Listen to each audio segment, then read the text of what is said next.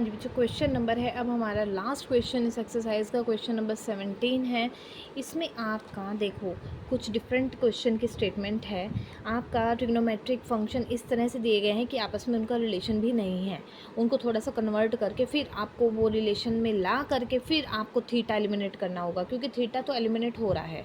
ठीक है, इसमें तो जो प्रूव करनी है वैल्यू उसमें थीटा नहीं आ रहा। ऑब्वियस है, हमें यहाँ से थीटा एलिमिनेट करने वाला इसी तरह से ही हमें कुछ ना कुछ करना पड़ेगा।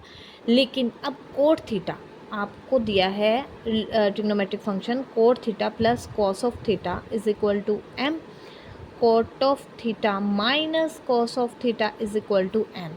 देखो बच्चों, यहाँ पर ये आपके पास फंक्शन दिए गए हैं और ये एम और एन की फॉर्म में आपको ये वैल्यूज़ दी गई हैं। ठीक है, अब यहाँ से हम क्या करते हैं, पहले तो हम कोट और कोस को इस तरह से कन्वर्ट करते हैं कि इनके ट्रिग्नोमेट्रिक फॉर्मूले बन सकें। कोस हमारा सेकेंड में और कोट हमारा टेंजेंट में, तब जा कर के इनका आपस में हम वैल्यू थीटा एलिमिनेट करने के लिए हम सोल्व कर पाएंगे।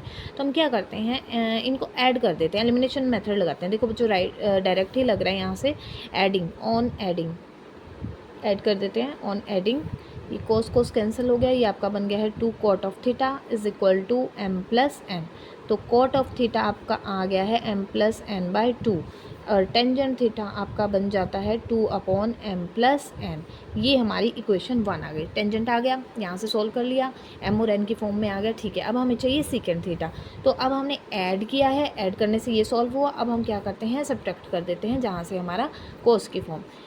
इसको इक्वेशन 1 और इक्वेशन 2 और यहाँ से इक्वेशन नंबर हम बनाते हैं 3rd। On subtracting equation 2 from 1, ठीक है, यानी कि cot of theta plus cos of theta is equal to M है। आप सब्ट्रैक्ट करना है तो सिंबल चेंज हो जाएंगे, यहाँ प्लस है तो माइनस हो जाएगा, माइनस है तो प्लस हो जाएगा, प्लस है तो जो माइनस, तो ये कैंसिल हो गया। कॉस और कॉस हो जाता है 2 कॉस ऑफ थीटा और एम माइनस में एन। तो cos of theta is equal to m minus n upon 2। तो रेसिप्रोकल करें तो सेकेंड थीटा, तो राइट साइड भी आप रेसिप्रोकल हो जाता है। ये इक्वेशन हमारी हो गई है 4th। तो 3rd भी आ गई है, 4th सेकेंड तो टेंजेंट फॉर्म में आ गया। अब क्या करेंगे, स्क्वेयरिंग एंड सब्ट्रैक्टिंग। हमारी सिर्फ एम और एन की फॉर्म में बचेगी हमारे, यानी कि रिमेनिंग जो हमें प्रूव करना है वो हम निकाल सकते हैं। तो हम क्या रिलेशन लगाएंगे, squaring square of the equation 3rd, subtract the square of the equation 3rd from the square of the equation 4th. subtracting the square of equation 3rd from the square of equation 4th। ठीक है, अब ये जो condition है आपकी both sides के लिए applicable होगी। स्क्वायर इसका करना है, स्क्वायर इसका करना है। ठीक है, तो इसके लेफ़्ट में से लेफ़्ट का सब्ट्रैक्ट करना होगा, यानी कि secant square theta minus tangent square theta is equal to left में से लेफ़्ट बच्चों, राइट में से राइट, 2 अपॉन में एम माइनस एन का स्क्वायर। इसमें से क्या कर रहे हैं हम, 4th में से 3rd वाला माइनस, यानी कि सब्ट्रैक्ट 2 अपॉन में एम प्लस एन का होल स्क्वायर। क्लियर है बच्चों, यहाँ से देखो second square minus tangent square हम वैल्यू रख ही देते हैं और यहाँ से हमारा जो रिमेनिंग बचता है आपका 2m माइनस एन का होल स्क्वायर और 2 अपॉन में एम प्लस एन का होल स्क्वायर। ये हम करते हैं नेक्स्ट स्टेप पे।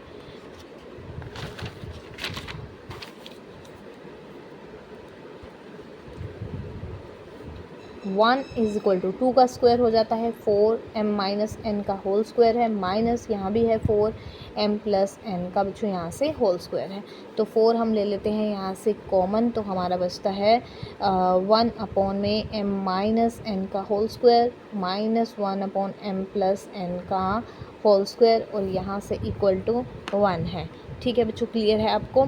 और अब हम लेते हैं LCM इसको सॉल्व करने के लिए, m माइनस एन का whole square m plus n का होल स्क्वायर, और यहाँ पर ये आपका आ जाता है m प्लस एन का whole square minus m minus n का होल स्क्वायर। ये इधर क्रॉस हो जाएगा, क्रॉस होने पे आपको पता है इधर मल्टीप्लाई हो जाएगा, 1 से मल्टीप्लाई करें तो as it is m minus n का whole square m plus n का होल स्क्वायर इक्वल टू 4 है। और यहाँ से सोल्व कर लेते हैं होल स्क्वायर को, m square plus n square plus 2m n minus में है तो सभी सिंबल चेंज हो जाएंगे, m square minus n square, यहाँ से 2mn माइनस का आएगा तो वो हो जाएगा प्लस का 2mn, ये m square cancel n square cancel, 2mn हो जाते हैं आपके 4mn और 4 जा हो जाते हैं 16mn, और यहाँ से आपको बच्चों मिलता है m माइनस n का होल स्क्वायर और m प्लस n का whole square, m minus n का whole square m plus n का होल स्क्वायर। अब हमें राइट साइड में बच्चों निकालना क्या था, m square minus n square 16mn। ठीक है बच्चों, आप यहाँ देखो क्या हमें प्रूव करना था, हमें प्रूव करना था m square minus n square का होल स्क्वायर है, ठीक है, और 16mn आप राइट साइड निकाल चुके हैं, ये आपका प्रूव हो चुका है। अब लेफ़्ट साइड में देखते हैं हमें कैसे निकाल सकते हैं। देखो होल स्क्वायर है बच्चों, ये हम ले लेते हैं कॉमन, m माइनस एन और m प्लस एन, और होल स्क्वायर हमने बाहर कॉमन ले लिया, ठीक है। m minus n m plus n, ये आप जानते हैं ये होता है m square minus n square, और होल स्क्वायर आपका है ही। तो आपको क्या प्रूव करना था, m square minus n square is equal to 16mn, जो आपको प्रूव करके बच्चों यहाँ दिखाना था वो आप निकाल चुके हैं। ये ही आपके रिक्वायर्ड प्रूव्ड इक्वेशन थी, प्रूव्ड इक्वेशन है।